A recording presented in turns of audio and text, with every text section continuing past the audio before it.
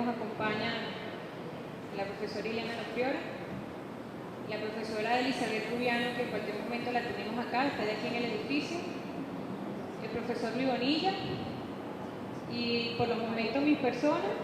Poco a poco se irán incorporando los otros ponentes que tenemos en esta mesa, pero iniciaremos ahorita en la mañana con nosotros 4 y quiero recordar un poco la metodología de la mesa. Vamos a tener 4 ponencias de 25 minutos cada una y bueno, con los tiempos flexibles entre más o menos, pero más o menos tienen una misma orientación en tiempo, y abrimos un ciclo de preguntas y respuestas.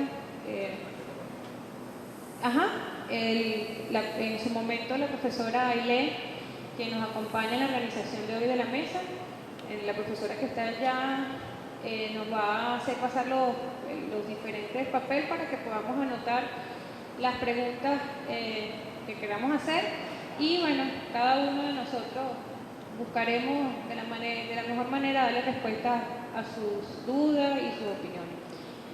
Entonces, para iniciar vamos a tener a la profesora Ileana Lopriora, después viene la profesora Elizabeth Rubiano, continuamente mi persona, y cierra la mesa de hoy el profesor Luis Bonilla Molina. Entonces, por ende, voy un poco a hablar de la profesora Ileana antes que ella empiece su disertación.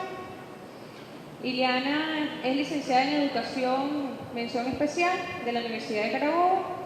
Asimismo, ha hecho innumerables estudios de posgrado, entre los cuales puedo citar especialización en Desarrollo Infantil y sus desviaciones, máster en Investigación y Creatividad Aplicada Total, magíster en Desarrollo Curricular, doctorado en Ciencia de la Educación.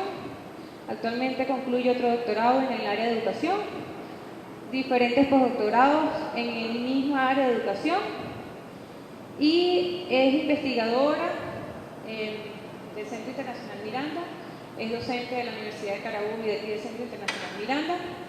Asimismo, ha coordinado diferentes investigaciones, principalmente y especialmente en el área de educación infantil.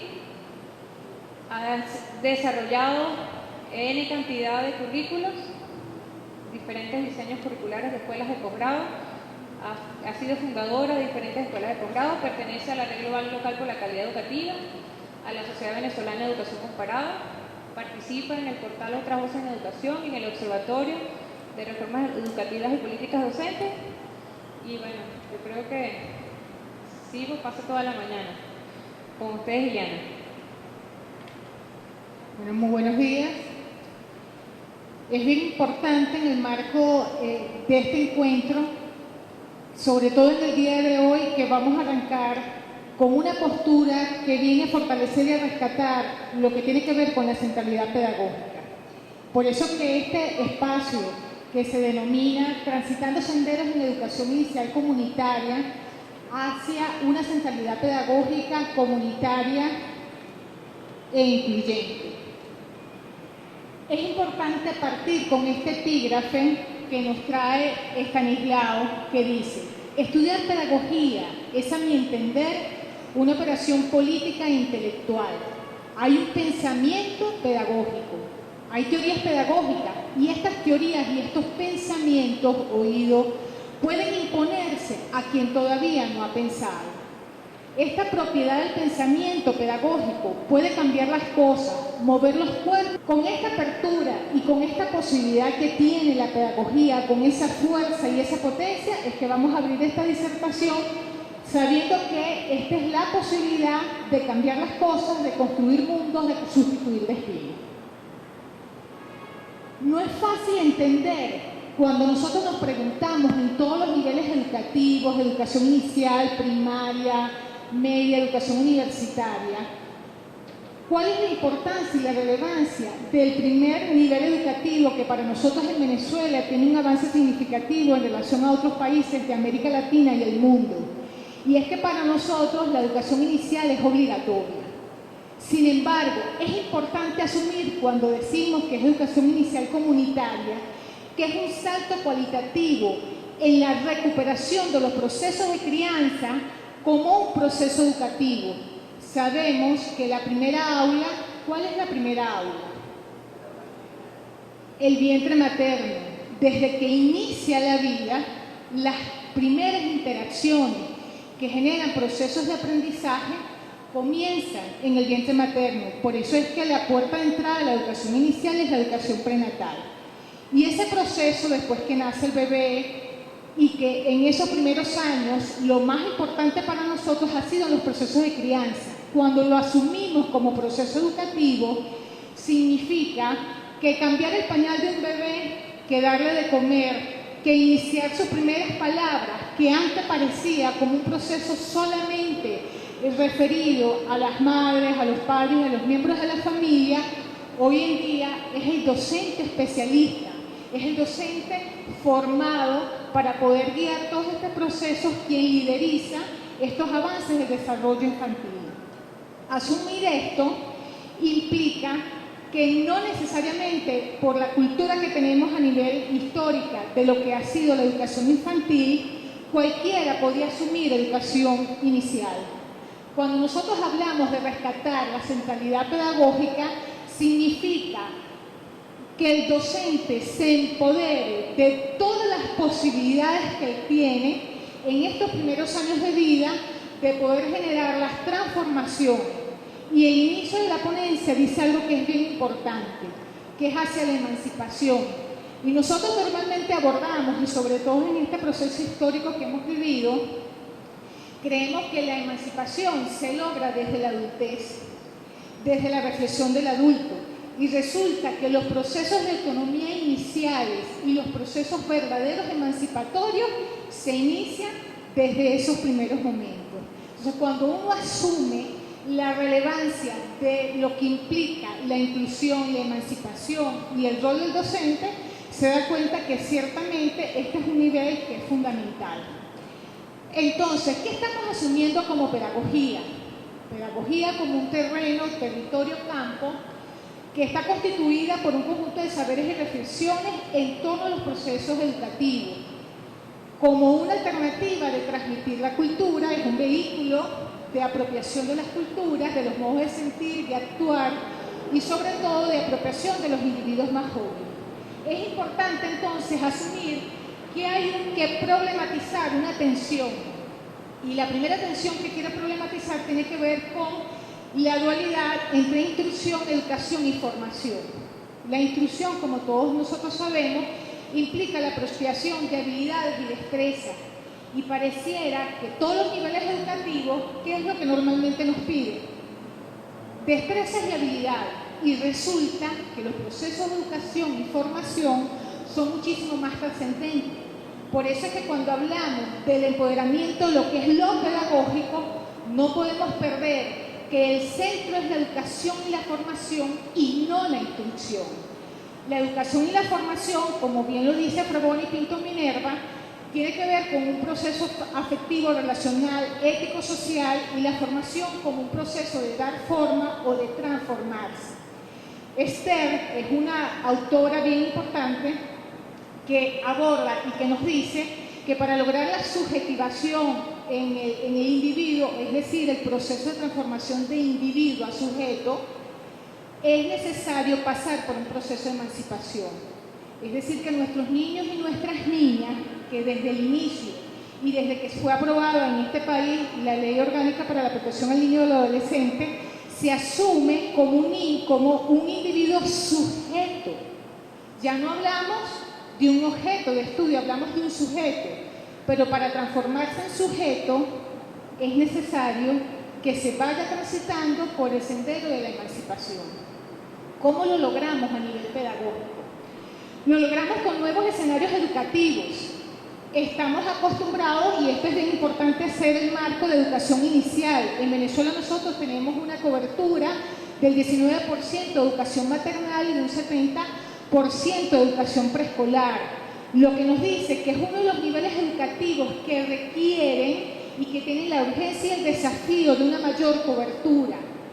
¿Por qué? Obviamente tenemos una población que está excluida. ¿De quién es la responsabilidad? Nos preguntamos. Existe una responsabilidad compartida que debe liderizar, por supuesto, el Estado, pero que también entra la cooperación, la colaboración y la corresponsabilidad de todos los actores sociales, entre ellos, por supuesto, nosotros como miembros de la comunidad y como docentes. Cuando nosotros asumimos esa responsabilidad, tenemos que entender que las formas clásicas de abordar la educación hay que generar otras para lograr mayor inclusión. Es decir, yo no puedo trabajar la emancipación del niño y de la niña en esos primeros procesos cuando yo no emancipo mi pensamiento generando otras formas de construir pedagogía. Y las formas de construir pedagogía a veces implican cosas simples y complejas. Y aquí menciono algunas, como la búsqueda de los nuevos o reconstrucción de nuevos escenarios educativos, la utilización y la importancia de las secuencias didácticas y mucho más allá la consideración de itinerarios y recorridos pedagógicos que ahorita explico, una nueva organización del tiempo y una otra concepción de lo que son los recursos de aprendizaje. Cuando hablamos de los escenarios educativos, estamos acostumbrados que yo aprendo en las cuatro paredes de la escuela, pero cuando nosotros entendemos lo que es educación inicial y entendemos también la importancia de lo afectivo, de lo relacional, del contacto, yo tengo que buscar espacios más amigables, más cercanos. Y una de las alternativas que en Venezuela se ha venido generando son los espacios de familia y comunidad, que muchos, y esto es bien importante recalcar, lo han asumido con espacios que lamentablemente se ha despedagogizado la educación, porque cree que cualquier madre, cualquier miembro de la comunidad sin formación puede asumirlo. Y resulta que estos espacios de familia y comunidad requieren todavía muchísima formación para abordar lo pedagógico. Requieren estructura, requieren sistematización, requieren cosas que más bien un maestro en un aula convencional perfectamente puede abordar, porque ya el aula te indica una norma, una estructura, y resulta que en estos espacios de familia y comunidad hay que construir nuevos espacios, aprovechar todos los espacios que existen en las comunidades, los centros, los hogares, generar otras alternativas. Cuando nosotros hablamos de la secuencia, normalmente las personas decimos pedagogía, la fuerza de la pedagogía, de la centralidad pedagógica que tiene que ver con las estrategias, y a veces se nos olvida la importancia de hacer un buen inicio, de hacer una adecuada conducción y de hacer un cierre. Esa tríada de inicio, desarrollo y cierre que es tan clave, que es la garantía para que se puedan sellar los procesos pedagógicos, pareciera que el maestro de hoy en día ha perdido. Y cuando hablamos de itinerarios o recorridos pedagógicos, es otro salto, porque hay estrategias que no necesariamente sigan una secuencia de paso 1, paso 2, paso 3, sino que hay una hilación que a veces es simultánea. Entonces, fíjense que esto es, cuando uno asume esto como el centro de lo pedagógico, te da otra concepción de lo que implica formar en estos primeros años de vida. En la organización del tiempo, nosotros tenemos en el currículo de educación inicial y de todos los niveles educativos, te dan una estructura de la jornada diaria que hay que cumplir. En estos espacios tú puedes transformar, y quería leer rápidamente porque me encantó un trocito de un poema que dice: quiero tiempo, pero no tiempo apurado, tiempo de jugar, que es el mejor. Por favor, me lo das suelto y no enjaulado adentro de un despertador. Porque normalmente, ¿qué es lo que hacemos en los espacios escolares? Llegó el momento del juego, tienes 15 minutos para jugar, inicia, cierra. El niño jugó, disfrutó, no disfrutó, no importa. Venimos, pasamos al otro momento. Y en los recorridos que uno ha hecho en educación inicial, es impactante ver que hay espacios donde ni siquiera en la jornada diaria el niño tiene tiempo para jugar. Entonces, cuando uno ve esa organización del tiempo, tú dices, ¿dónde está la emancipación que yo tengo como docente para hacer los quiebres necesarios y poder generar otras alternativas y otra reconstrucción de una jornada diaria que garantice la optimización de la calidad de vida de ese niño y de esa niña? Entonces, en educación inicial comunitaria existe esa otra posibilidad, pero con una estructura diferente, no una falta de estructura, sino una otra estructura. De la misma manera, la concesión de los recursos y de los ambientes. Si ustedes visitan a los preescolares, a los maternales, uno ve cómo los espacios comienzan el mes de septiembre, el 15 de septiembre, Y usted va en el mes de julio y los espacios físicos, los escenarios educativos y los recursos son exactamente los mismos. Cuando el niño nos expone a la sorpresa, al descubrimiento, a algo diferente, deja de aprender. Entonces nosotros podemos dar solo la pauta de que haya unos ambientes de aprendizaje fijo, porque no existe la posibilidad curricular emancipada de decirte que tienes que tener permanentemente movilidad con esos recursos y que eso se coloque como una política pedagógica, porque es la única posibilidad que existe para la transformación. Entonces, es como un doble discurso de aspiración de una emancipación y autonomía en un ambiente reproductor. Entonces, creo que este llamado que tiene que ver un poco a de verdad reflexionar y, por supuesto, a partir de allí generar los cambios necesarios. Quiero aquí mostrar un poco la experiencia, porque normalmente, y esta es una experiencia de espacio familia y comunidad, de educación inicial comunitaria, porque uno tampoco puede tener discursos vacíos, basados en solo enunciar teóricamente cosas si uno no las ha aplicado. ¿Por qué nosotros vamos a aperturar? ¿Cuántos espacios se aperturan en el país de inclusión? A veces hay 2, 3, 4, 5 espacios sobre atendiendo niños y que no tienen más bien población infantil para atender, y hay otros espacios tan vacíos donde uno va a comunidades donde en todo el territorio de la comunidad no hay un solo espacio de atención en educación, menos inicial. ¿Por qué? Porque uno debe partir de un observatorio primario que te diga, parece algo que tú dices, pero eso es una obviedad, pero esas obviedades se están saltando. Que te digan, yo necesito verificar cuál es mi población demográfica de esa población, cuántos niños y cuántas niñas hay, cuántos niños y niñas están atendidos y cuáles están en estas primeras edades.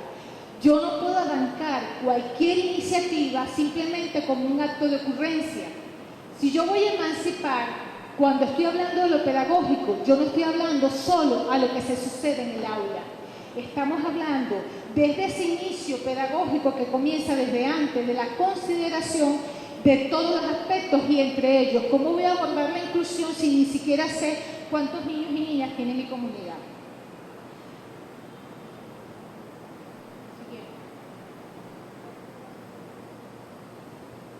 Puedo recrear nuevas formas. Cuando revisamos los manuales de infraestructura que tienen de las aulas, existe una manera determinada, porque yo no puedo recrear otros espacios, porque yo no puedo recrear otros ambientes. Mira, es que tiene estas características, tengo que romper y puedo crear. Y esto que está aquí no está hecho por otros especialistas, sino por educadores. Es decir, que el educador que asume la centralidad pedagógica desde la transdisciplina que tiene y necesita fortalecerse desde otras áreas. Aquí vemos, por ejemplo, todas las opciones. Nosotros vemos qué es lo que hace un docente de educación inicial. Normalmente reitera las mismas actividades, tiene un currículo y las reitera. Nosotros en educación inicial comunitaria denominamos ese tipo de actividades actividades de desarrollo y aprendizaje infantil, ADAI. Las denominamos diferente porque también tenemos la emancipación de poder denominar diferente cuando le quieres dar un curso diferente a algo, porque esa es la única alternativa. Cuando yo hablo de educación maternal, por ejemplo, que no existe la posibilidad de abordar proyectos didácticos y pedagógicos, pero existen otras modalidades, ¿por qué no reinvento otras opciones? Cuando yo siento que en estos primeros meses de vida la participación de la mamá es fundamental, no porque ella va a cubrir mi espacio como docente, pero su participación es garantizadora porque ella va a replicar en el resto de la jornada diaria, porque el niño, su jornada diaria no es solo la escolar, es todo lo que vive y todo lo que acontece en estas 24 horas. Entonces, ¿por qué no idear otras alternativas, como las rutas de vida, como encuentros de formación lúdico, como la biblioteca, como la producción, porque también es formación, la producción de materiales, porque también es formación, la recreación de otras alternativas. Acá les muestro primero esto para ver la importancia, porque normalmente acá pareciera que esto lo asumen como responsabilidad el espacio de salud, y el docente ha olvidado que en ese rescate la centralidad pedagógica comienza aquí. Fundamental asumirlo, porque la única posibilidad de cambio, ya lo sabemos, y de una verdadera transformación es desde el inicio de la vida. ¿Cuáles son estas otras formas?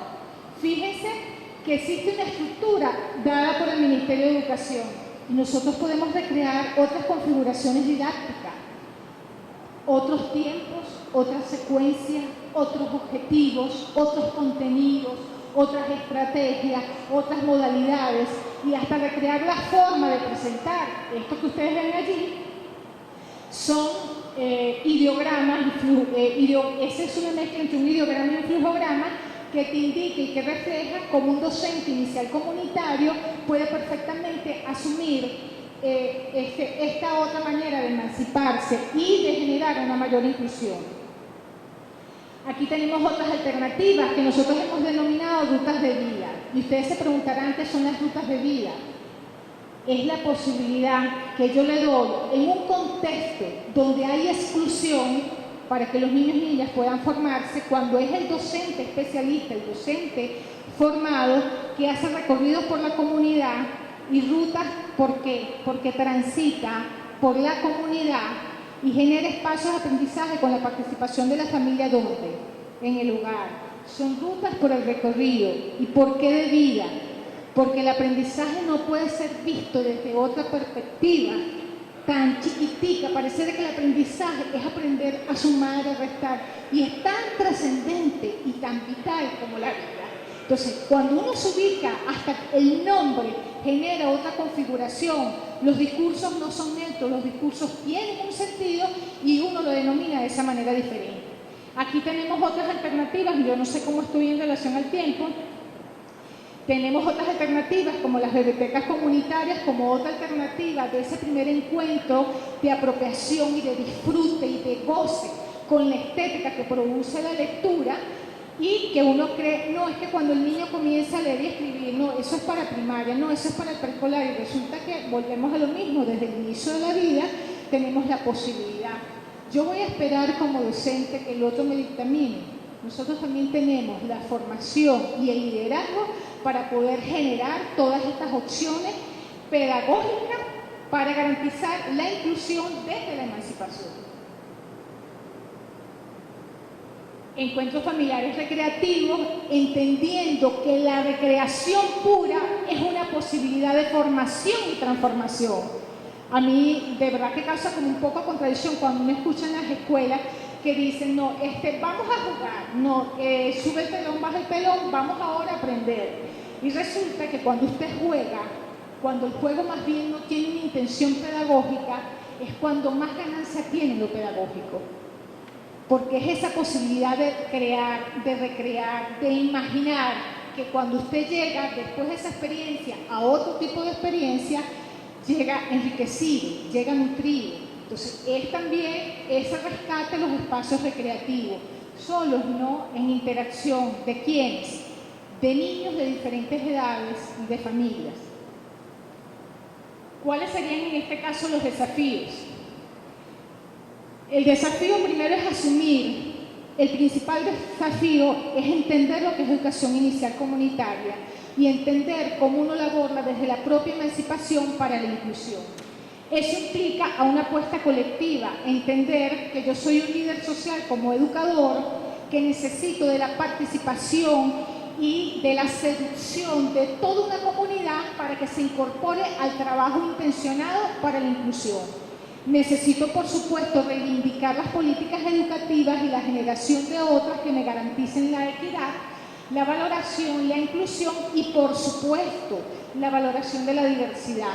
Yo no puedo seguir aceptando que no, los niños homogéneos, o sea, yo quiero espacios homogéneos, un tiempo homogéneo, recursos homogéneos, y esa homogeneidad hay que romperla para verdaderamente garantizar una política inclusiva. Hacer una transformación de la concepción de infancia y no creer que los niños son un objeto de derecho, sino que son sujetos que se emancipan desde el primer momento que yo le doy hasta la posibilidad de escoger qué realizar, o desde que él me manifiesta desde su movimiento qué actividad quiere realizar. la necesidad de recontextualizar los espacios pedagógicos, la legitimación de los actores sociales más importantes, como es primero el niño y la niña, los docentes, la familia y la comunidad, y por supuesto la necesidad de generar una resignificación curricular que transforme lo ya establecido. Esto nos genera un currículo integrador e incluyente que requiere obligatoriamente ¿de qué? De un docente, una maestra y un maestro emancipado, y por supuesto que apuesta ¿a qué? A una infancia, a una familia y una comunidad formada y transformada. Es la única posibilidad para que nosotros podamos verdaderamente decir que tenemos una pedagogía emancipada. Esto, más que una ponencia, es una provocación a los presentes para verificar cómo nosotros podemos apostar desde nuestra actuación cotidiana, desde nuestra reflexión, nuevas configuraciones pedagógicas para de verdad concretar estos 4 elementos que estamos cerrando. Bueno, muchísimas gracias y esperemos que de verdad la condición humana de nuestros niños y niñas pueda ser satisfecha desde los espacios pedagógicos. Gracias.